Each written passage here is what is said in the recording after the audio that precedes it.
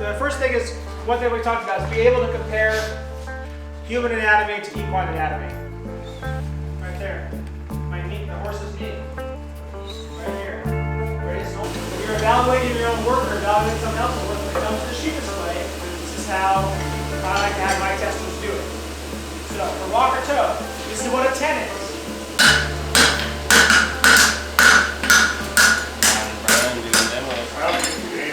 Probably just clean up a little bit up right through up here in the edge. Well, a little more. I'm gonna turn it further than I think I need. It's pretty easy to get it straightened out and deep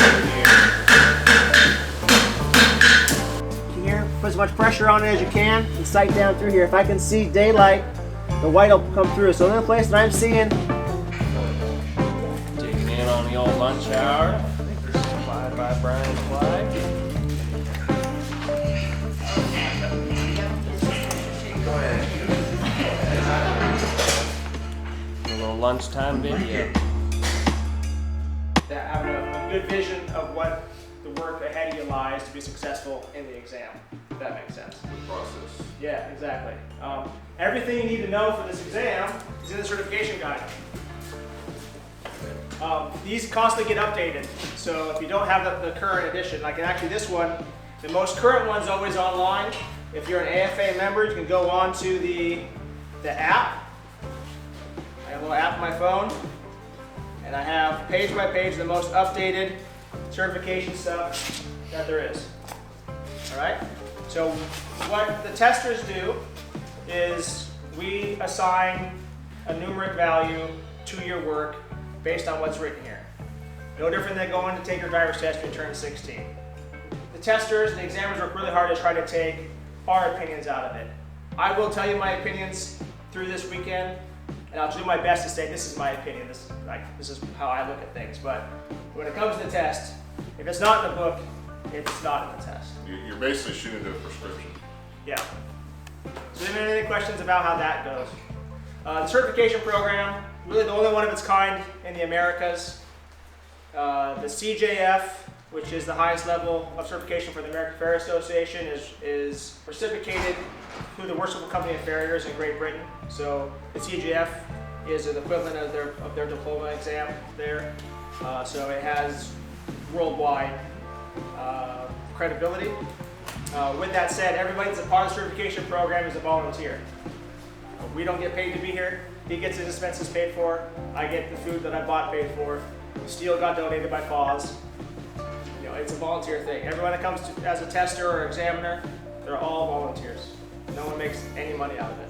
So this weekend, this morning, we're going to go over that booklet that I showed, the AFA Certification Study Guide. We're going to go over the written exam in depth. I've come up with, and with the help of some of my friends, some worksheets. If you understand those worksheets forward and backwards, along with using the study guide and the two textbooks, you will do very well on the exam.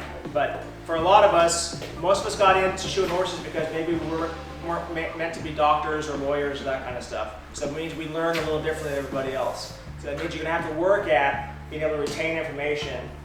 And the benefit to that is that if you want to be looked at as a professional, it's good to know, some anatomy. It's good to know some biomechanics. It's good to know pathologies. Be able to talk in anatomical terms using some Latin, right? That's what puts us on a better playing field as far as moving our trade forward, okay? Surprisingly, most of us probably have some level of attention deficit disorder. That's probably why we're not doctors and lawyers. The study guide, you go to your certified Farrier exam. So in here it's page 9, and it says for the written exam, it gives you the outline of what you need to study. So page 11, and it says written examination study outline. You need to know bones and joints. You need to know hoof structure. It talks about all the different stuff. You need to know these tendons and ligaments. You need to know blood circulation, pathologies, horseshoes. It's all listed in here. I just took all of that and put it in here in a different manner, all right? Right? So we have our distal phalanx, also known as P3. And we have our short squatting P2, our short pastern bone. And our longer pastern bone, right? Right about here, we have our distal sesamoid bone, also known as our navicular bone, right? Then back here, we've got a pair of proximal suspensory bones for the back of our fetlock. Then we have our cannon bone, also known as our third metacarpal. Then you have your second and fourth metacarpals, which are the splint bones. Then if this is the front limb, you have your carpuses. I have a diagram here. And then you have your radius. So being able to come here and just on a piece of paper in your office or whatever, just do that. And then start putting... And use all the different names that they go under. Because they do use the different names in the test, not just your, you know, layman's term, coffin bone, or, you know. Right, and that's the part that makes Farrier a difficult deal, is that we bridge a couple different worlds. We've got the horse owner layman terms, you know, terminology. We have veterinary Latin terminology, and then we have some horseshoeing terminology, right? So that's why you need to know that this is the navicular bone, which is also the distal sesamoid bone, and there's probably a Latin here. So there's a deep digital sensor process here. The main sensor attaches there and there, and then comes up there. But those are the two main tendons that act on our distal phalanx. For your test, the amount of material you need to know for the CF is different than the CJF, if that makes sense. Let's see what you get for doing it yourself. All right. So, required reading. You need AFA, current AFA study guide. You need Gregory's book, and you need Butler's P3. And you ask me, Brian, I only have Gregory's, so I need P3? If you want to score really well, you need P3. Yeah. Strain, tear, rupture. There's some other. Oh, definition. What do you know? Right at the top. One of the flexor tendons has become injured from being strained. The fibers of the tendon have been stressed, and in almost all cases there is some degree of injury to the tendon itself. Tendinosynoviitis. All right. Didn't want to say it, did you? Yeah, no. These injuries usually occur to the flexor tendons of the front legs. The superficial flexor is most often affected. A bow in its early stages is usually soft and involves only the superficial flexor tendon sheath. In a nutshell, it's a strain of usually the superficial. Okay. All right, splints. All right, someone in the book, look up splints. Isn't that the tear of the interosseous ligament? Yeah, all So right. both. Yeah, so you've got each cannon bone per metacarpal has two splint bones, right? Second and fourth metacarpals. So if I'm looking at from the front here, here's a cannon bone. Got a splint bone here, splint bone here. How do you know which one's the third? This is our third metacarpal. How do you guys know which one's second and the fourth? Well, let's do this. Lateral, medial. Right? Here's my third metacarpals here, right? Here's my coffin bones, my third metacarpal. Second one's here. Here's my fourth. All right? These bones are attached to the cannon bone to the interosseous membrane. This is a question on both tests. All right? During activity, this can be strained. It creates an injury. The horse will be lame. During that injury, so we've got an injury here. The body's response to injury is to try to make it stronger. So it's going to lay down bone. Now it comes in, we do bone. Fix the injury, and now when you go palpate down that horse's cannon bone on the side where the splint bones are, you'll feel a lump. It's an exotosis. That's a Latin word for bony growth. Also something you probably should know. But at this point, it's a blemish, right? So young horses in getting fatigued in work, when they pop a splint, this is what's happening. It can also be due to an improper trimming job. You should know that you could affect this one way or another by how it's trimmed, how it's loads, and how it lands. Right? Splints. One question, a lot to it. All right, go Brian, you're doing great. Brush. Caitlin, what's the rush? Bacterial infection in the. What kind of bacterial infection? Ooh, this is a good one because I don't have a great definition for it. I can't help you guys out. Osselets. Look it up. Osselet. Look up osselet. You're not wrong. You're just not very clear. Yeah. Navicular.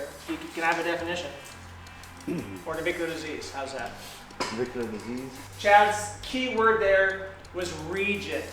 All right. Navicular is this big soup can, bouillabaisse, crock pot thing of terms. But so we've got our distal sesamoid, and it is compressed between our short pastern bone. 5 or 6 different little things that can go wrong. It is a high wear area. It's the highest wear area of a horse. Now, Side bone. and who was the one that was it? Wyatt? Classification of the collateral cartilage. There we go. There we go, Billy. All right. So, in our hoof, we've got a big old thing that's real excited. Everyone right now, because of the frog pad deal, is all excited about digital cushions, especially the barefoot people. But just as important are collateral cartilages. Do you guys know what structure white line disease is found in? Oh, it's in the hoof wall. But I need What part of the bone? stratum medium. Stratum medium. Yeah. All right. So, white line disease plays second fiddle to the thrush. Everyone's concerned about thrush as far as horse owners are concerned. And then they also get concerned about white line disease. So white line disease is anaerobic. It's a bacterium, usually when they culture it, also associated with a fungi. So the bacteria eats one thing, it leaves something behind, and the fungi eat that. It's not the best treatment to treat white line disease is what? Oxygen. Yeah, oxygen. It's anaerobic, just like thrush. You get it exposed to air, that organism's gone.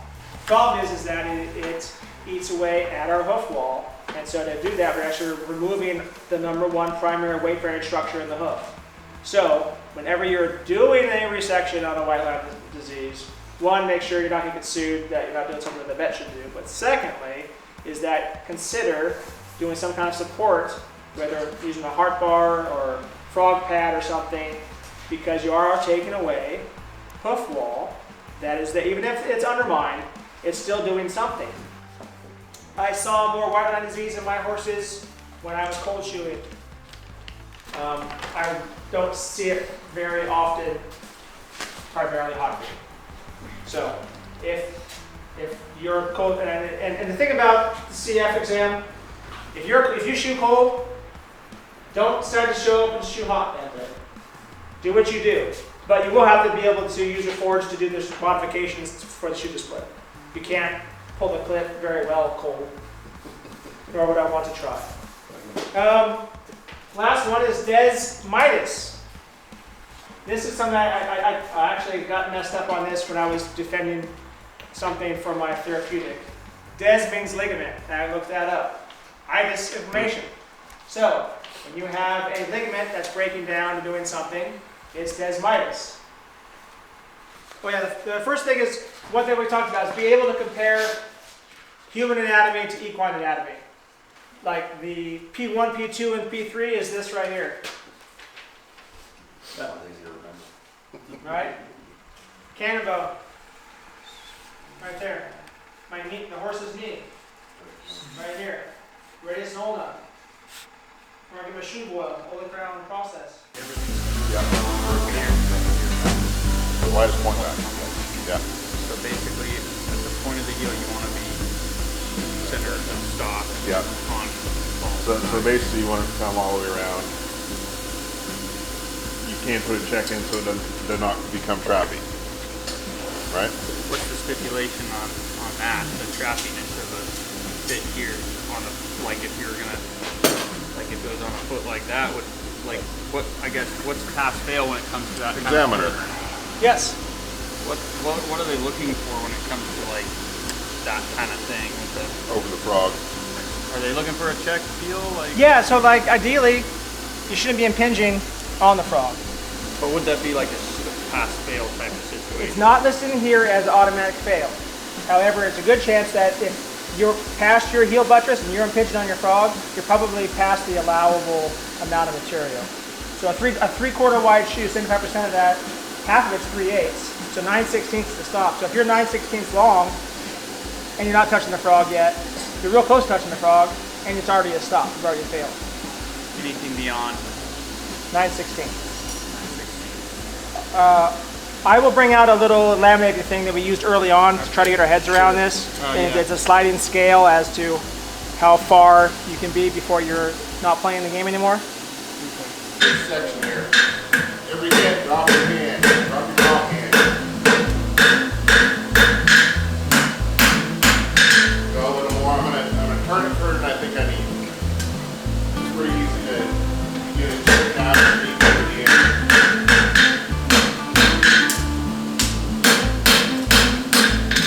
That's a little pinched up, right?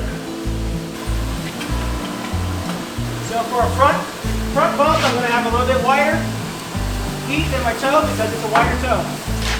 Okay, increments of 5.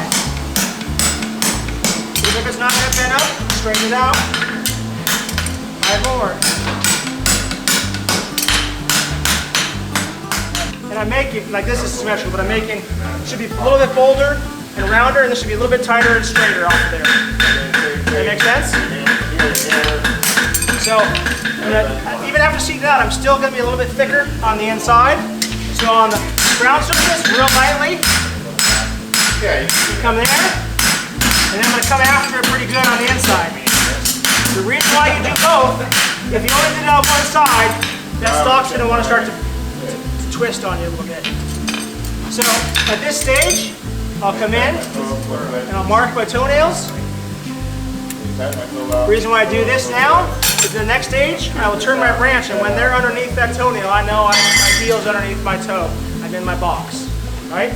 So nails are like 40 points. Shoe fit's 10 points. So where do you put your emphasis on? Good nails, right?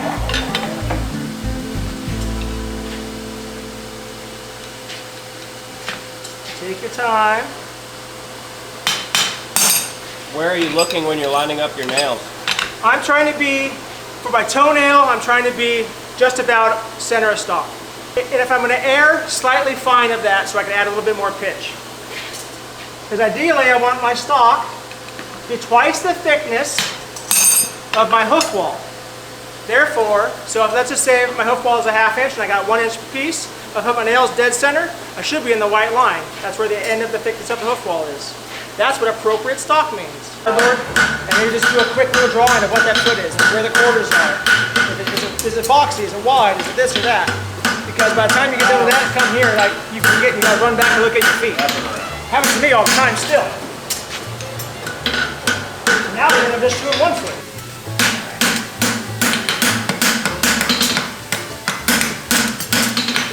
Now my problem here.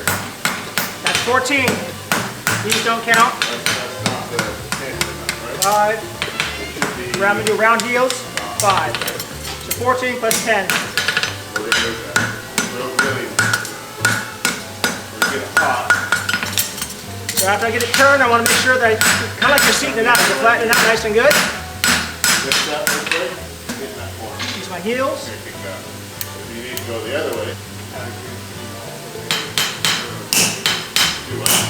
Land this corner here. Yeah. I don't like to, but you're gonna end up doing that. And I've already.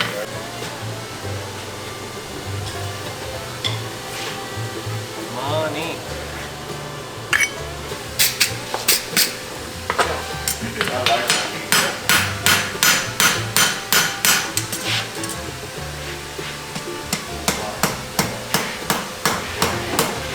Yeah, I could box up a little bit.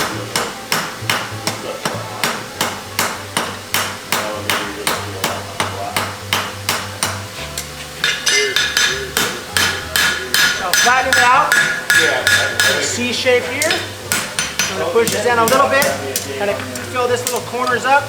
I may push my source hole close a little bit, just to make my source nice and tidy.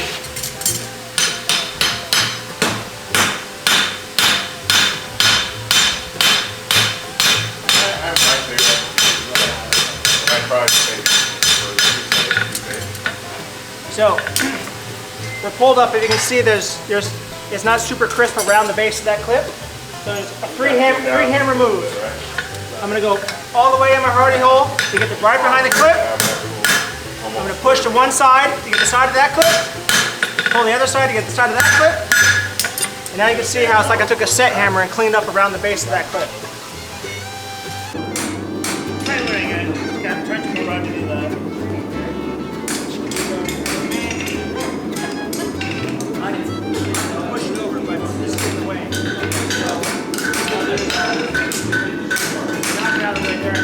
Normally I'll figure out what I need for my shoulder, but I'm just saying right there, something like that, and start pushing it over.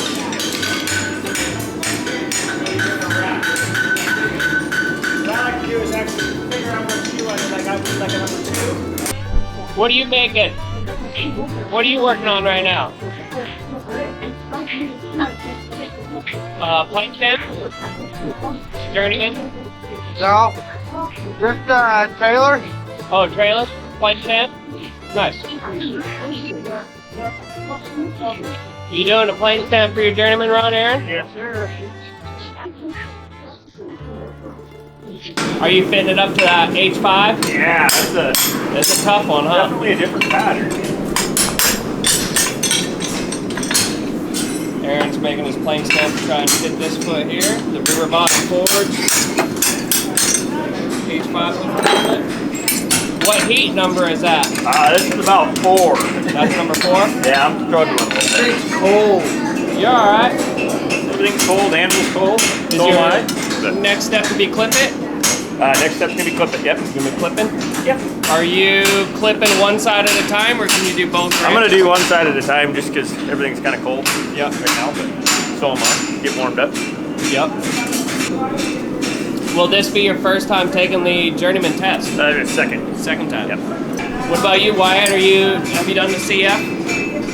Yeah, I did it once in Sheridan. Yep. I passed the shoe board, and I gotta go back and take the written in the shoe. And the horse, written in the horse on the CF? Okay, nice. Yep.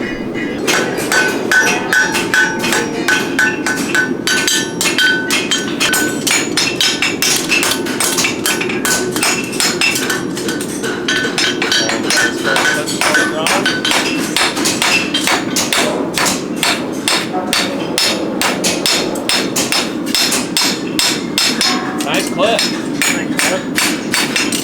What do you think about this pre-certification clinic? It's good. So Very far, helpful? learned a lot so far, yeah. Yeah. A lot of the stuff like you wouldn't think necessarily to focus on, right? Like Yeah, anatomy. exactly. Yeah. Just fine-tuning a lot of stuff, going to a lot of depth. Yeah. I wish I would have had something like this when I was taking my test. I wish I would have had something like this the first time I took it. Yeah. It's such a big help.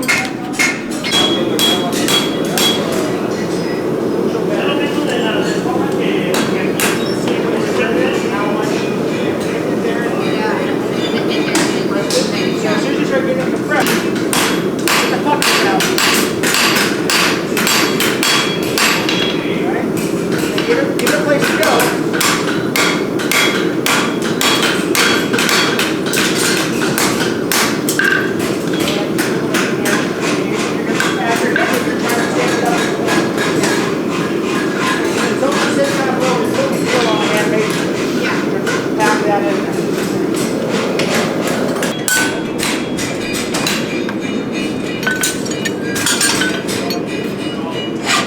How long have you been shoeing horses for, Wyatt?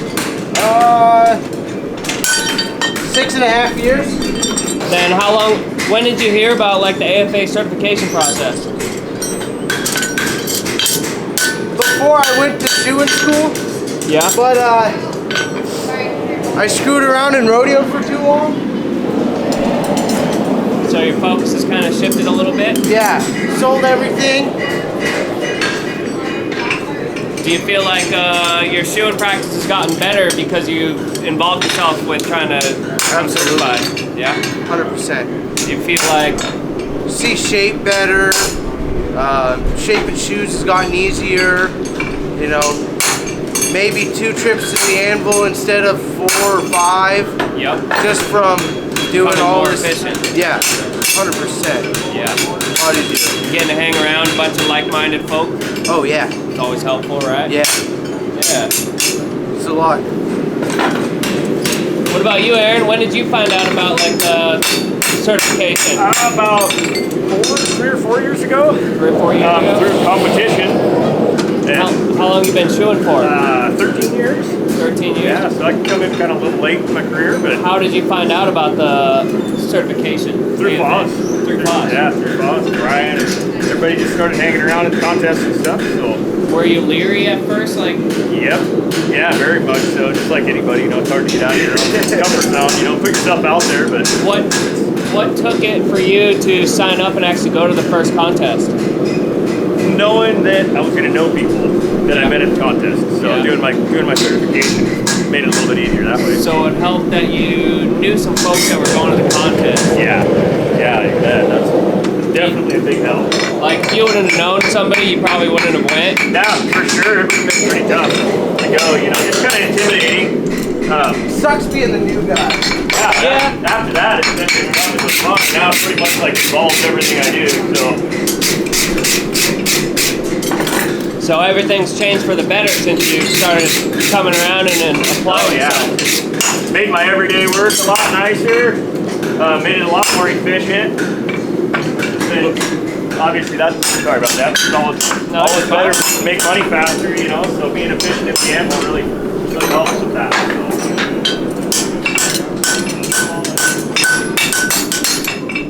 Kind of like Brian was saying, my measurements are going to be different than yours.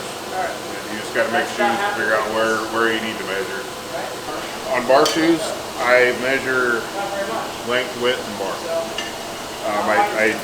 I add 2 1/4 when I start. Like I said, that's not going to be what you're going to be cutting.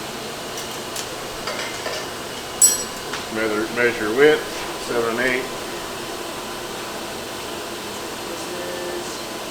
Toe to lateral heel, 12 1/4. About 15 1/4. That's what I'm gonna cut.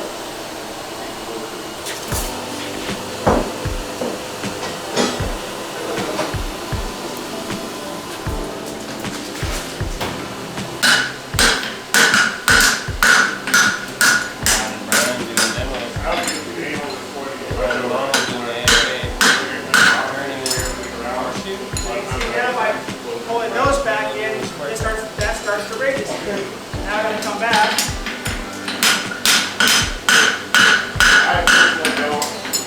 Push that back down. Now you start to see with the horn swelling the inside of my steel, which means I'm compressing. Come in and take some of that steel pressure out.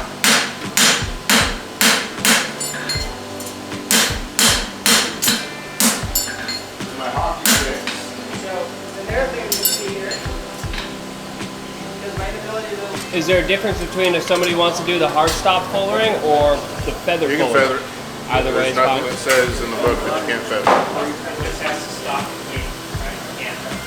It has to be 2/3 depth from toenail to heel nail. In front or behind doesn't matter. It's 175 points maximum. That's 10s all the way down the board. This test is if you have an average of 7 or better, it's a pass. 7 means 70% means a C. The written exam, 80%. Shoeing, you need 70%. All right. So just because you get a 5 or a 4 on the score sheet isn't the end of the world. There's plenty of places where you can get 8s, 9s, and 10s. That's where understanding how the score sheet kind of works will be to your advantage, and also knowing what certain things we have as far as importance, right? Like I've said numerous times, shoe fit on this second question is 10 points, but I got 10 points for nail hole shape fit, 10 points for nail hole exit depth, nail hole location 10 points. Like there's things about nailing that they're pretty excited about, right? So we'll go through this. When Brian's doing his go, unless there's some revelation he's having, I'm going to have him work through it. If you have a question of him, please just, I mean, we're here for you guys, but we're just trying to keep our time down so you guys have as much time this afternoon. And then vice versa. I'm going to the foot. You guys saw me my process for making the shoe yesterday, so I'm just going to kind of crack on so you guys kind of get a feel for kind of like the efficiency that you need. And like I said yesterday, when you're practicing for the journeyman, I'd say be able to, before you even start doing too many runs on stuff, being able to get 4 shoes in an hour, fit up to the templates, level, flat, clips, pitched, nails drop, all that kind of stuff. That's the kind of efficiency you need, which means you have, because the journeyman exam is 2 hours, right? It's a hump. You haven't done it yet, it's a hump. And you have to allow for your tester to come in and look. And it's not going to take up a huge amount of your time, it's going to take up some of your time. Absolutely. So the way this kind of works is you're going to trim the foot. Once the foot's trimmed, you're going to call for your tester to come and score it. During that time, you should be at your anvil shaping or whatever. You can come look at your foot again. There's no problem, but you can't burn a shoe on until after the trim's been scored. Ideally, after it's been scored, if the tester and the examiners remember, we're going to take a Sharpie and kind of mark your wall all the way around to make sure you don't change your foot shape after you've called for your trim. Does that make sense? Just kind of a little marker line. Once you've called, so you trim your foot, you call your tester, they score it, then you go and shape and fit. You fit up. Before you're allowed to nail on, you have to allow time for the tester to come and evaluate your shoe by itself and its fit on the foot. So that means you can't go all the way up to 55 minutes and hand your shoes off and expect you're going to have time to nail up and clinch. Alright? So I say you should be probably no more than 30 minutes on the trim for the journeyman, hopefully a little bit less than that. Be able to nail up and clinch 4 feet in 15 minutes. So that's 45. That's that other 15 minutes for judging the last pair of shoes. You can hand in 1 shoe at a time. So if you get, so like, I was kind of told, one of your shoes is going to come fitting up faster than the other. So prioritize that one, get the nails dropping, get it rasped up, get that turned in, and scored. And that's great for the testers too, because we know we're not under the clock because you're working on the fitting the other one done. So then, while you're waiting for that second one, because maybe someone else down over here is getting judged by your tester, you've already got 1 shoe ready to go. You can start nailing up. As long as they say you're good to go, or they put the shoe on your box, you're good to go. Now, Probably just clean up a little bit right up here on the edge. I don't know if I'm going to be able to get that all the way out. Okay. That little chip there. Other than that, I think it's a decent foot to work with. And so, like, I saw her a little bit high in the medial, and I could make the evaluation that maybe she did a touch high, but it's not gross. And so the biggest thing, I don't know what the thing. Yet I don't have a lot of foot to deal with that. Right. So. Yeah. So, and like I said, the hardest thing was leaving your knives in the pocket. That is the hardest thing. But the other hardest thing, and the hardest thing that you will do every day, trimming horses, is flat. Once, clean it up, be done with it. If it even needs it. Yeah. So the biggest thing about frog, if there's a tag somewhere, like a thing I can grab my fingers, remove the tag. One's your. So what it says here for frog, the frog is paired if necessary to be neat and smooth. The heel bulbs are smooth and free of burrs. Right? Sole is paired smooth if necessary to an appropriate sound depth. Appropriate sound depth means it's not yielding under pressure. Alright, so another part of this, alright, bars and sole have not been weakened by excessive paring or rasping.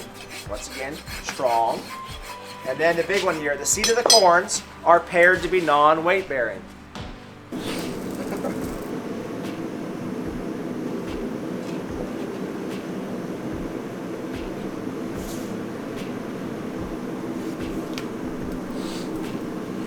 Light burn again. Shows me where my foot's sitting on my shoe.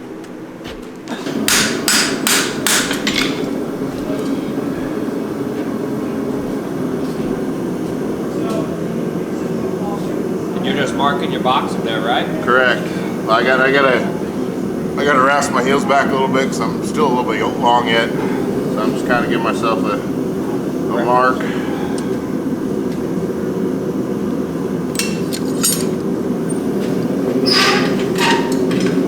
No power tools allowed. No. And you're gonna do the hind end with a plane stamp, Brian? Yes. How many heats are you gonna try to make the shoe in? It'll be a 3-heat shoe with a clip heat.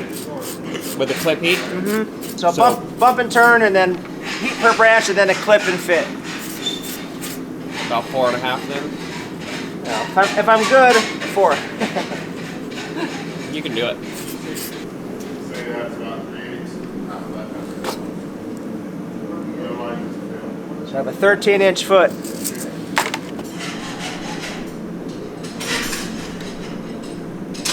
And what are you measuring here? I'm trying to figure out my offset. Okay. Center of my foot, measured out there. That's about 2 5/16. Out here, about 2 5/16. I don't have a whole lot of offset in this foot. So you're just gonna kind of do like a standard 1/8 inch then? Like a 16th, I think. 16th? I've never seen that before. That's good. That's Dusty Franklin. And then someone else showed me another one. You can. So now you feel like your shoe's close enough to fit and that you can do the heavy burn? It's there. There. I don't burn until it's fit. I rasp it, ready to nail on, burn it. So anything you do after you do your last burn, you have a chance of springing a heel and missing wall contact, which is pretty easy 10, right? Get your points. Makes sense. All the nails drop. This is the worst nail. You can see where it's just proud of the crown. Now that'll probably go in with a hammer, right? It's not like it's sitting up like that. The nail size is appropriate for the shoe size. So on the nails, nail hole shape fit. This is the nail hole shape fit. Nail hole shape fit. Nail shape.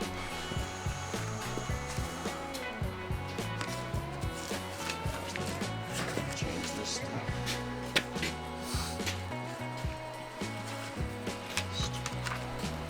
Is the shoe flat in all aspects? That's what flat is.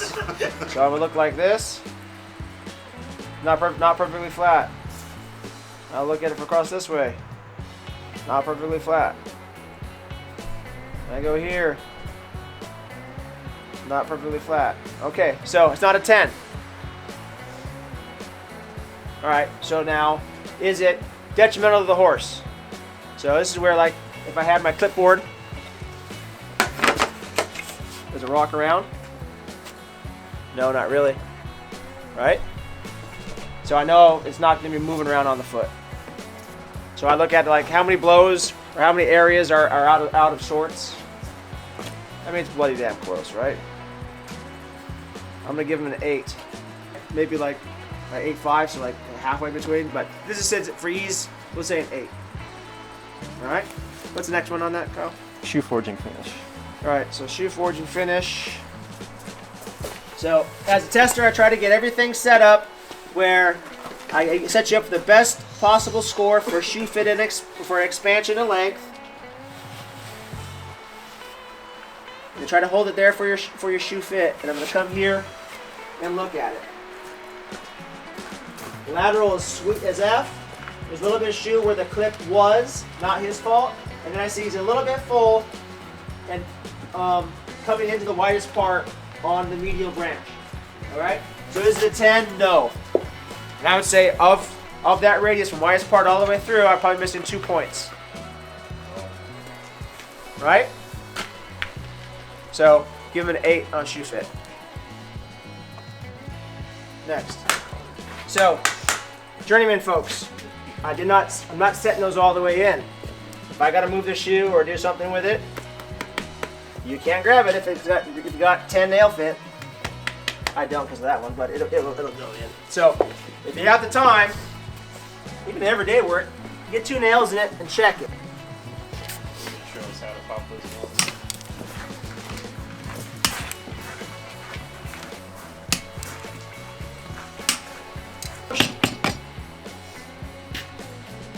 You don't use a gouge.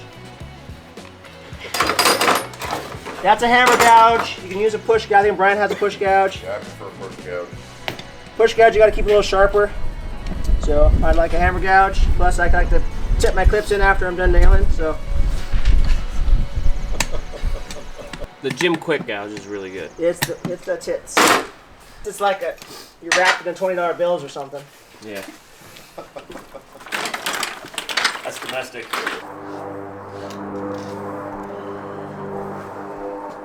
So it was nailed up right where I scored it before. Shoe fit 8. 8.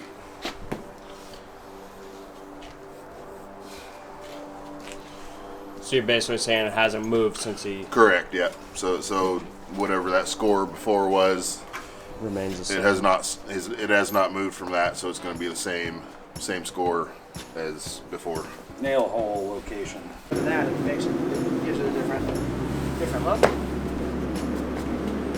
With that said, she's pretty fucking flat. So, main thing was we come in, get some sole pressure relieved, get the frog cleaned up, dust her off. There's not much else to do. Is that what you see? Yeah, you can look it over and judge it. That'd be awesome. Yeah, so go to it. Now everyone's able to get in practice go on a foot as if they were going to be taking their CF or their journeyman. What have you got? The right front. So, don't do that. But yeah, and she's gonna back up a little bit. You saw how she was shot. Like I left the toenails out to be safe, and I tried to back because she was all out for the winter time. So yeah, so she's one that I would cut my steel afterwards. After a trim, okay. And just see what you can bring back within reason of being within the guidelines of scoring well on the test. Okay. What's that foot measure, Aaron? Right now it's measured about 13 5/8, but there's quite a bit there to trim, I think. So, What's the width? 4 7/8. What's the length? Length was 5 1/8 right now, but I think it's going to change, obviously. And then the gills are sitting right about 2 7/8, I think is what it was. So pretty close to like a 12-inch section of steel if you're 3 3/4. Yep. And you're doing a journeyman run. Yeah. Yep. All right. Nice. And Wyatt, you're doing a certified? Yeah. Hopefully. What shoe are you going to use? Kirkhart Max. What's that measure width? 4 3/4. What's the length? Now you're gonna ask me for measurements. No, you're right. About 5.5. 5.5. Yeah. Nice. And what size shoe are you going to pick?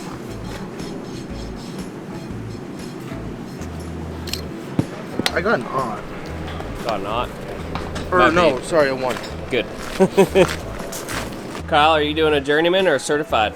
Journeyman. Journeyman. What's that measure for width? 5.5 and 5.5 long. So pretty. That's going to be about 13 inches. You're kind of like at a tweener there between 3/8 1 and 3/8 3/4, huh? About an eighth of offset. Is this going to be your first time taking the test? Yes. And you're doing a certified go? You're doing a certified go? Yep.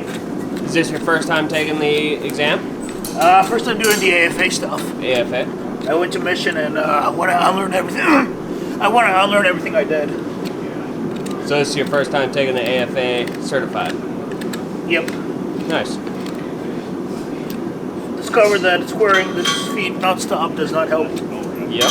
the horses, so I'm trying to unlearn what I have learned. Attaboy. It's a good place to start.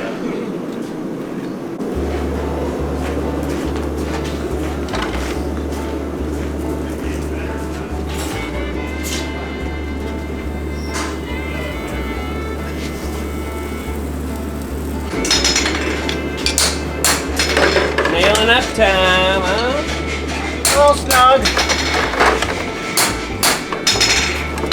Nails are baggy. Other than that, I don't hate it, but